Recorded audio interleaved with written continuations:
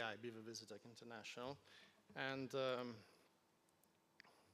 now, a little bit of history. At the very beginning, these were our guillotine cutters. So there's an inner cylinder, hollow cylinders, that actually moves within this outer hollow cylinders, and it reaches the port, and it closes the port and cuts at the very end of the port. The duty cycle that we used to talk about means that it closes the port for some time, and then it opens up and cuts whatever is in the port. And that creates waves, of course, because all of a sudden the suction is interrupted, and then you go back to open it up and cut, and once again. So we did this study that measured actually the acceleration, which is down here, and the kinetic energy that tells you the velocity of flow within your port as the port opens and closes up.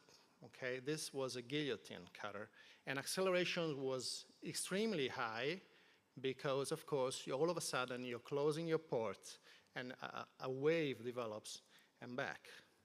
So the open port time at the time was really the problem, but there was no exit to this because opening and closing the valve that shuts down, of course, it isn't a way to get an increasing number of cuts per minute. So it all began with Stanislaus Ritzo's idea of drilling a hole through the blade. The inner cylinder you see here, and this is the outer cylinder. And he noticed that flow indeed increased because, of course, he had some aspiration even when the port was closed. From that up, we decided to do a study, and I would like to acknowledge Giorgio Guerzoli, professor of hydraulic engineering, for that. So we replicated his Stanislaus Ritzo's hole and done a slit that left a huge part of the port open, and realized that in this case, the flow became independent of cut rate. That is, you're not closing the door many times per minute, but the door is always open, but there is a blade sliding through the door, leaving the same opening, the same surface always open. And that's why you had a flow that was much better, regardless of venturi or peristaltic pump, and that flow was invariant with cut rate, no matter what the cut rate was. This is what today everybody has, everybody uses today. Pavlidis was doing the same kind of study independently. And this is what happens to acceleration. Since there is no closing of the door, the acceleration continuous line is much better compared to the dotted line that was the previous system. And this is the regular, the color tells you the amount of flow that you have in front of your port to your right-hand side. With the constant flow blade, we call the prototype that way. The originally, the whole, and the regular. With the constant flow blade, there is the opening of the port is the same as if there were no blade. It was much huger, much higher than with any other system. So this is how it works. The second port is the hollow cylinder inner actually has an opening similar to the outer one, so that flow on both sides of the blade is always the same. And that was published in 2014 in Retina. All our cutters today actually come from that. Because the duty cycle, the duty cycle is up here, the blue line. It remains always the same. It's not closing. So you don't have to think about how fast you're closing or opening the door. And probably the cut rate assumes a different importance now. Here is the flow invariant, no matter what is peristaltic or venturi pump compared to the guillotine. This is history. Today we all use those. And you can see here that the vitreous is actually here, the beads triamcinolone stop, and all of a sudden they get into the port, while here the vitreous is continuously attracted into the port.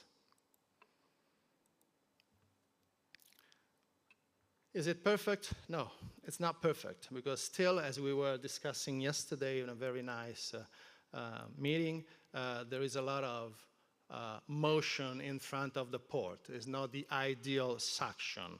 Using the word turbulence with engineers around is very dangerous, but this is a vortex, so I may call it unsteady flow at least. This is what happens to acceleration. Acceleration is much better, the blue line compared to the red line, because there's no closing door. But the flow, the velocity isn't steady. It's much better, the red line that it used to, but the blue line isn't straight yet. Why? We'll see in a minute. So we made this drawing here. When is a vitrectomy, a vitreous cutter, a good one? When you have a high flow rate and low acceleration, because acceleration is traction. Traction is pressure, pressure is velocity, is acceleration by mass, okay? So you don't want acceleration.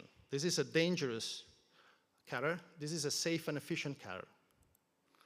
And so we did prototypes, and we saw where they did fall within our scheme, and eventually decided to produce those ones that were the best.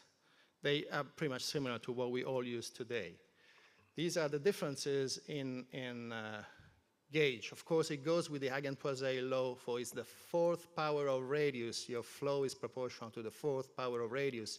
That is, if you make it a little smaller, you have a lot less flow. There's no way to go around it, okay? I will skip that. This is interesting, the interval, because when you turn on a cutter, it actually spits on your blue, on your whatever. There's water going outside of the ports. I'm sure you've seen it many times. Why is that? This is famous paper saying that viscosity of the vitreous diminishes as cut rate increases, which is true, except it is true until you can't see here, but it's 1,500 cuts per minute. So it was true if you went from 0 to 1,500 cuts per minute. Then it plateaus, and it doesn't really change the viscosity of whatever you're cutting.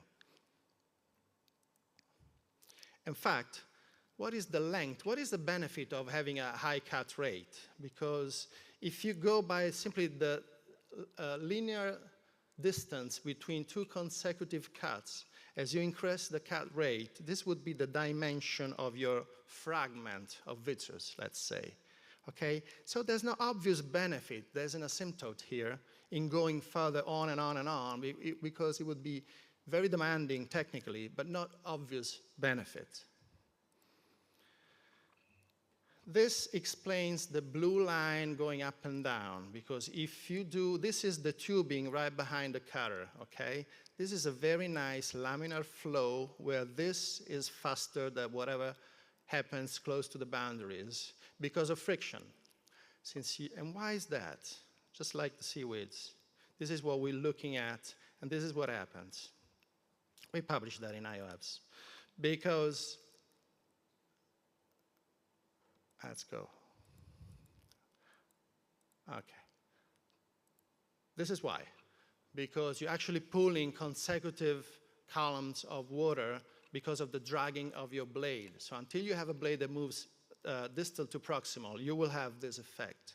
How this effect is important to you? It is because when you look at the dimension, this was our previous curve. Theoretically, if we had a steady velocity, our fragments of vitreous would be this length, okay? At the given cut rate, this would be the length. But, unfortunately, as it moves back and forth, if you account for that variability, the length of your fragment is anywhere underneath the curve in the red area, which means, does it make any difference? Statistically, if you change the cut rate, we haven't been able to find that difference with ELISA and other techniques, although there are limitations, technical limitations to the study that we're now doing for the third time, being unable so far to find any difference. So, thank you very much. I leave you with all those doubts. Thank you.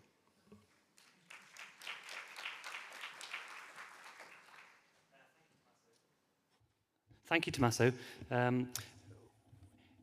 So, just a practical point, Tommaso. How have you adjusted your vacuum settings now that you've obviously been using a dual action blade for a while? But how have you adjusted your vacuum settings when you've changed from a single action cutting blade to a dual action cutting blade? How often do I change my vacuum setting, right? Not that often. I'm more used to use, say, volume pumps, that is peristaltic or diaphragm, so pumps that move volumes, and then you want to adjust the volume that you are removing that would be invariant with the viscosity. That is, if you're close to the retina, you're in between water and vitreous every time. So if you use a pressure pump, like the Venturi pump is, for example, as viscosity changes, you will be attracting less or more vitreous, while if you had the possibility of using a volume pump, like peristaltic pump or diaphragm pump, then that would be invariant.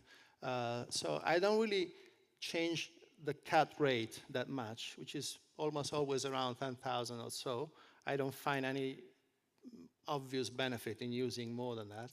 And I also keep in mind that systems have a resonant frequency that you're not aware of. That is, that variability, that bouncing back and forth, has a peak at a certain frequency that in my cutter, for example, I know is close to 5,000 cuts per minute, which is a frequency I avoid deliberately because of that.